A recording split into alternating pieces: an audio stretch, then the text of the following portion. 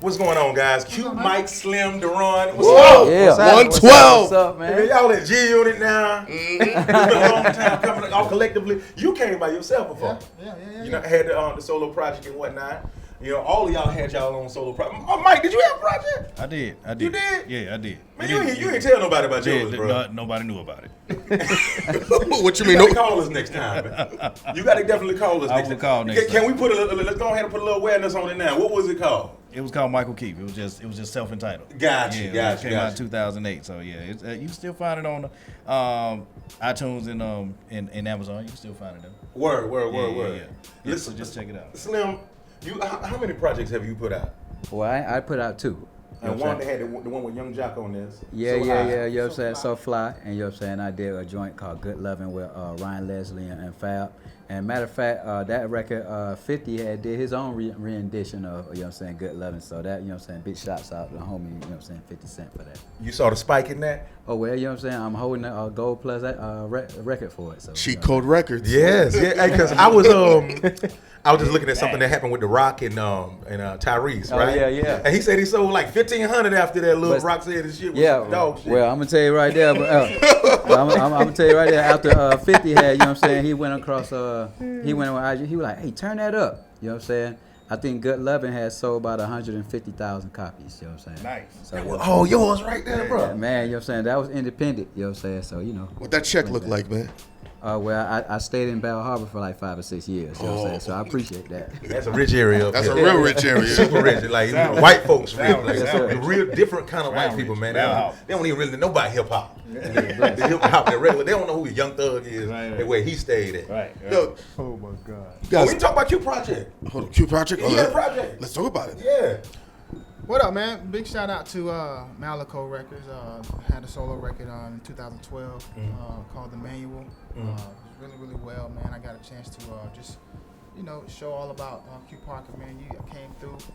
You showed me a lot of love, man. So to everybody out there that have been supporting all of us individually, man, I want to just say thank you. But I mean, now, man, our 6th album, Q, Mike, Slim, and Deron, E1 Entertainment, big shout out. So much excitement on this album, man. It's been 12 years. So it's just all about advancing and adding to the legacy, man, of 112, dog. 21 years. So this new project right here, man, like, what was it like getting the band back together? Or did the band even have to get back together? Because you know, like one of the biggest misconceptions is when y'all do like solo projects, people think, hey, what are they doing now? But that's not the case. You're traveling. Probably. I mean, we've always been a touring act, man, from day one.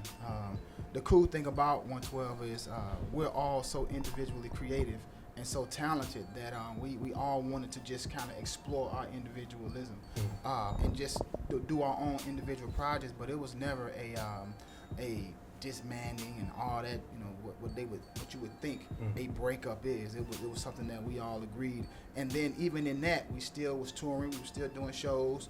And you know, after us just doing that for so long, we listened to the fans, and I think the timing was just right. You know, being out on the road, hearing each other sing again, it just kind of pushed us back. Like, you know what, guys, let's go in and do another record, man. And here we are, man. The best record I would probably say the best record of all the 6 would be this one. A lot of people give so much credit to the first one, and we do too. But pound for pound, man, from top to bottom, I think that this is the best representation of the 4 members of 112 and collectively.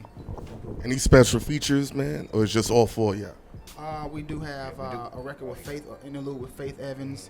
And Jagged then, Edge? Jagged Edge. Yeah, Yeah, Jagged got a Edge. record with Jagged That's Edge. 8 niggas all together, man. Like, how did that work? That's a lot of them, man. That's a lot of studio At one time right there. Right, yeah. We still trying to figure out how we gonna do that on everybody stage, sing? bro. We still trying to figure out how we gonna do that on stage, bro. So that's gonna be something funny. A lot of microphones. But there's gonna be a ton of feedback, bro. A lot of mic You know, stands and yeah. spinning and stepping. Yeah. So, no, but it was cool though. You know, the Jagged, they came in, man. You know, we spoke to them about it, and we said, bro, it's time. You know what I'm saying? Let's let all that be in the past, and then let's focus on getting at this, making sure R&B is at the forefront again because, you know, in my opinion, there isn't a lot of quality music as far as I'm concerned out there. So, you know, it's just opening the door for groups like us and Jagged to come up and people been wanting to see that forever. You know, everybody, either you was a Jagged, and which was the craziest thing to me, but either you was a Jagged fan or a 112 fan. We're like, well, why can't you be both?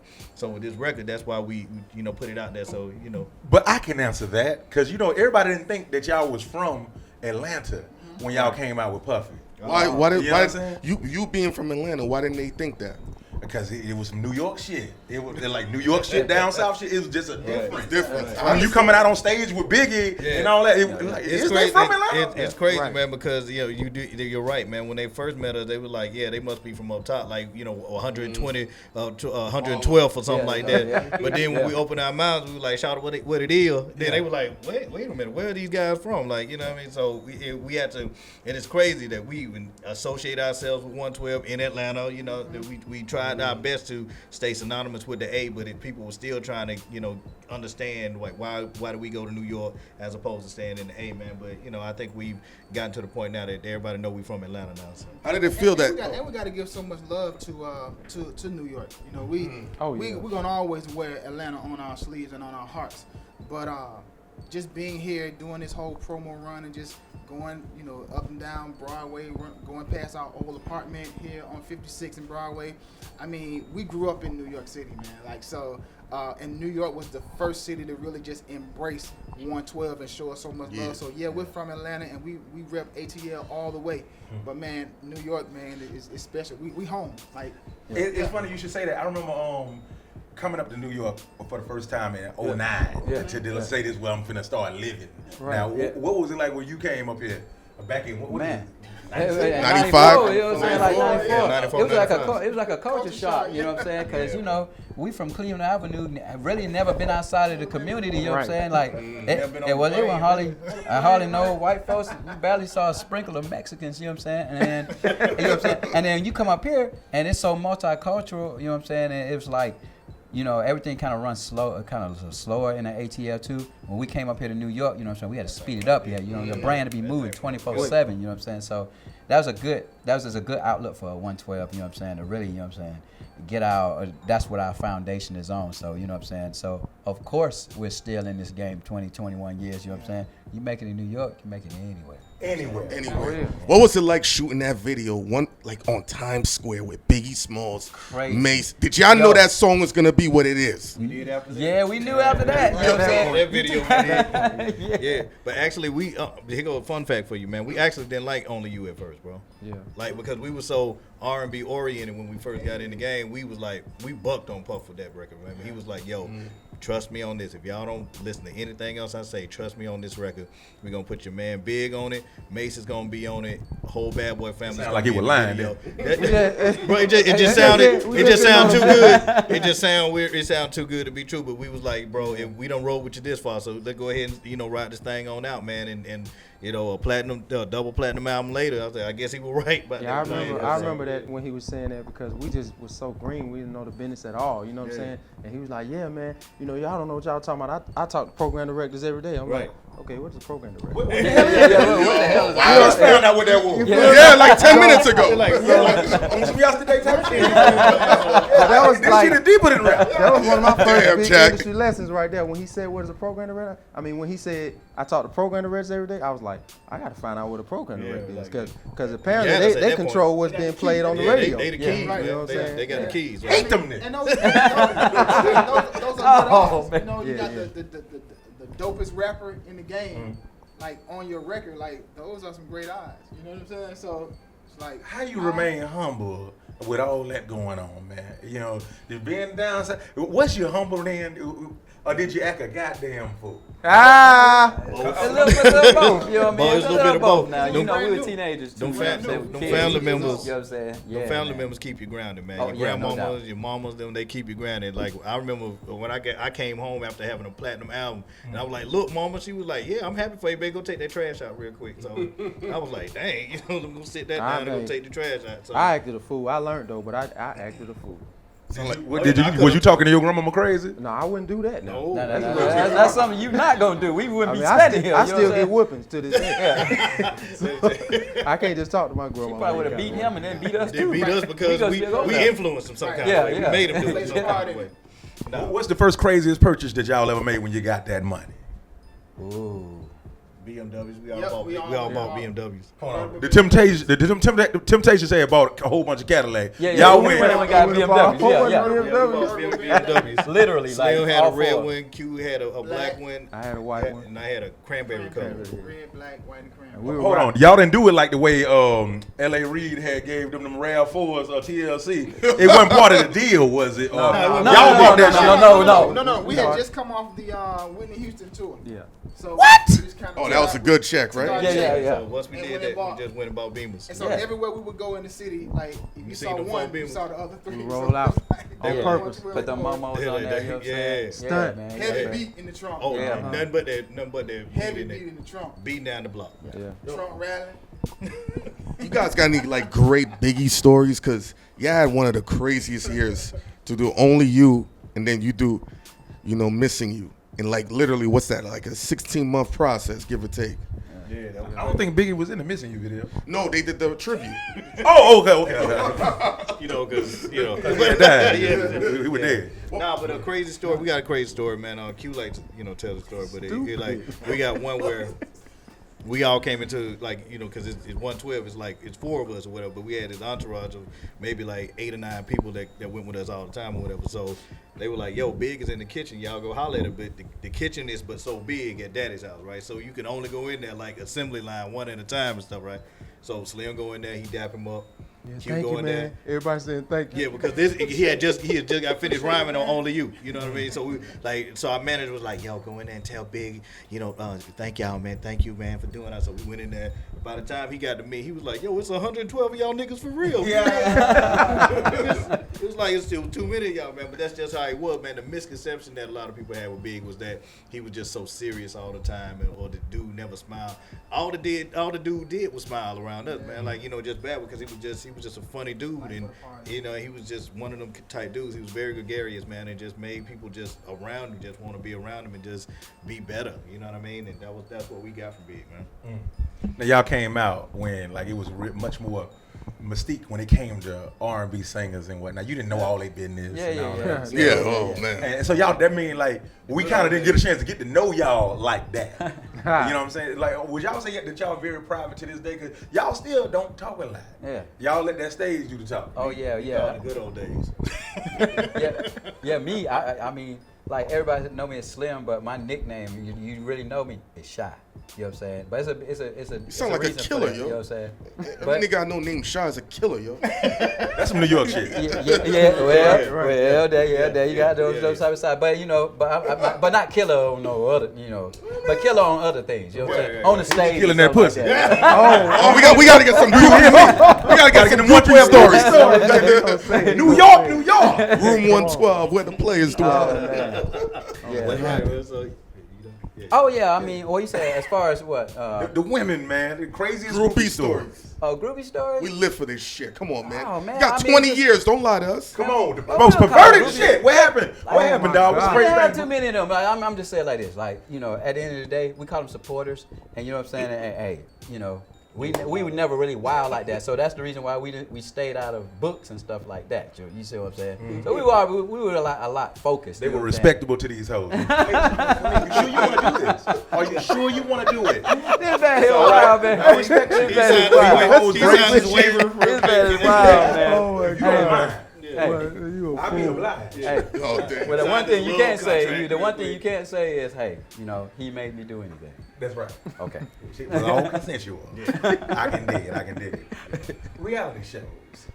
Why your picks? Do you feel like after seeing New Edition that y'all deserve a movie? I could see a biopic. I wouldn't say reality TV because that gets kind of messy. But I could see at some point, doing a biopic and actually telling the story because a lot of people want to know the story. Very interesting story. We do have a documentary. Started in that we're doing. 1996. But yeah, we have a very Before interesting that, really. Yeah, but we have a very interesting story. I can see a movie. I can see a biopic. But as far as like D Game said, reality, because reality ain't reality. You know what I'm saying? They want you to like, Slim just said something crazy to you, man. I don't believe you. You know what I'm saying? So it's like I can't go in there and be mad at it because I know he didn't say it. You know what I mean? So that's the kind of, you know, that, But like, you can't reality. really, we know each other a little too. He didn't say that. You know what I'm saying? You know, he in there with your girl. No, he's not. Right. No, he's not. So have y'all been approached by that and everything? And was reality- one of y'all ever thinking about it? Reality show? Yeah. We've been approached, man, but I think honestly, man, it's just it ain't reality, man. You know what I mean? It's not reality. So that's why we decided to do the documentary so you can see the our version, you know, so it won't be, you know, somebody else's interpretation of what they think 112 story should be. This is our story. This is why we're doing the documentary. So, you know, this is uncut. This is what we want you to know about us. And, you know, and it's to me is a little better than a reality show because you're getting, you know, the rough, rugged, and raw. You know what I mean? Yeah, besides, we can't cut a record. Like, we can't break a record. You know what I'm saying? Like, we are all coming in, we breaking a record. And all of a sudden, me and Prince here get into a creative situation. If he suplexes me, you're not gonna think about this. You're not gonna think about that hot record that came out. Everyone's like, man, Slim got his back broke off by Slim. You know what I'm saying? So that's why I'm like, you know, let's just keep it. You know what I'm saying? Yeah, stay with the music. You know what I'm saying? That record, it's over now. How accurate was that? When you was kicking the chick out the Benz on the highway. Yeah. You know what I'm saying? And then what is these numbers in your It ain't me. You had a lot of dudes nervous. Cats ain't think they bitch could cheat on them like that, man. Yeah, it was happening. It was happening. I mean, it happened to me. So You kicked the chick out the Well, no, I ain't Benz kicked on the the chick out highway? the car, but I've done that before. I did that before. I did that on It the didn't go the way I Bruckner. thought it should. Yeah. Because I did that on the West Side right Highway. up. Oh. Yeah, right. And I was like, hey, put her back out the car. Put her back out the car. Yeah, I got jealous again and wanted her back when the nigga picked her up. And I realized I needed to get my shit together. Yeah, she is worth something to me. back out the So car. you was really going through that, finding numbers in your girl's pocket. Well, yeah, I was going through the whole aspect of being cheated on. So I wouldn't necessarily say it happened verbatim in that way, but when you're being creative, if you're writing, like for me as a writer, if I wrote something, it happened to me. It ain't that I'm sitting here thinking about it like, ooh, this happened, let me write it like this, but it's just an expression of what I've actually been through. So like it's times when I've written a song and then I had to come back a couple of weeks later like, wait a minute, that was about that. You know what I'm saying? So whenever I'm writing, it's definitely gonna happen to me in some form or fashion. Let's talk misconceptions because, you know, a lot of people, they don't be thinking that Deron and Mike sang. Y'all ever heard that? All the time. All the time. Like, what do you say to that? That's why we sing player in our shows. Hey, I had just realized it this past February, Barclay 7. Oh wow. When y'all did the Barclay, I'm like, yeah, okay, so he the church of the group. Yeah. Word. Right. And see, we all have these, and when we first came out, and it's crazy because from where we started and where we ended up is like just two different things, but it all came back around because the goal was for us to be the first group that had 4 lead singers. That was our goal when we came to Puff. It's like, yo, you got 4 lead singers. But Puff understood that Slim's voice was the most distinctive out of all our voices and stuff. So immediately when you heard his voice, you knew that it was 112. And this is a music business. Yeah, we can go sing karaoke all day long until your heart's content. Are we trying to sell records? You know what I mean? And so we knew that his voice was the most distinctive out of all of our voices, even though everybody contributed, you know what I mean? And everybody has a part to play in the group. His was the most distinctive, so we just went ahead and did it that way. However, as time went on, we just started creating those records that even if they didn't make singles, they were still fan favorites and they were still records that people wanted to hear when we performed. That hence the players and all those soulful records too, because we wanted to give everybody all the aspects of 112, not just the single commercial sound that you get from Slim. You get the incredible next level hit. I can't even hit this note. Dogs is like, what's going on with this dude's voice? He made that shit look too easy. It's just too easy for this dude, man. And then me with the church, and and it's of course Slim and Q always had that real smooth and just that real sexy vibe, vocally and stuff. And they were more so the ones that were in the forefront as far as the leads were concerned. What's your relationship like with Puff, yo? Is everything cool or is like? No, Everything cool? Yeah, like they gonna say, man, fuck that nigga. You never know. It's cool. I want to speak on that too, because we're real cool. yeah, because even on Breakfast Club, they was asking about that. They was like, yeah, why does Puffy have this reputation for like screwing over artists. You know what I'm saying? And I was just kind of like, I don't know. You know what I'm saying? Because we never got screwed over by Puffy. I mean, we had a bad record deal, but it was based on being signed to a production company, kind of like the TLC situation. But it wasn't because of Puffy that our deal was messed up. You know what I'm saying? And all I really saw was him just continuously creating these platforms for everybody to share their music and be successful. So for me, like, I never really knew, you know what I'm saying, why he got that reputation. Hey, So, all I know is, man, like, we've been able to eat, and that dude was part of the reason why. yeah, and we still can eat to this And day. if you think about where we came from, none of this would have been possible if he didn't have the vision and just the mindset to develop and just pour into and invest into these 4 guys from Atlanta. So for that, how can you really be? Can't be mad at Can't be him mad like at that. him, man. Can't be Nothing mad at but him like that. love, man. Nothing but respect for him. Oh, I also want to kill one conception. You know, people will say, "Oh man, It's a so misconception. It's a misconception." See this boy? Yeah, okay. I'm gonna leave this guy. But Crazy, it was a misconception. It was a misconception about, you know what I'm saying, like bad boy artists. And after they're signed to it, then they just fall off. Well, the one good thing about 112 is that each and every one of our albums went multi-platinum. So that was with Bad Boy and off of Bad And Boy. after Bad You know Boy. what I'm And saying? after, And man. after. So, And so if he did fuck y'all over, hey, y'all about to do what he fucked us over. Thank you to her. Coming soon, man. I'm starting BB Kings tonight. He never asked you to go walk for cheesecake or nothing like that, man. we would have done it. we bro. would've- I You would would have have really done it? I would have done done it, it why not? easy. There's a lot of niggas doing worse than that, goddamn, for some Well, cheesecake. yeah, niggas wearing wedding dresses to get on. And our hood, you know what I'm saying? Hey, I mean, if you can find a place where there's some cheesecake, you know what I'm saying? You know what Cleveland Avenue is, you know what I'm saying? Cheesecake was like something, you had to go to the Cheesecake Factory. You feel me? I don't even know where to get cheesecake from in Atlanta. Okay. Oh, Somewhere close Cheesecake to Factory. Oh, yeah, now. Okay. We didn't have it growing up, though. We didn't have that shit. That's like on That's the shit that graduation, came out. or Hey. you done did something good. It gets Go to Prom, the all yeah, that shit. yeah. Yeah. It don't happen on the regular. Nah, but on the real, man, like if Puff told us to do it, we would have. You know what I'm saying? Only because, man, like we wanted that.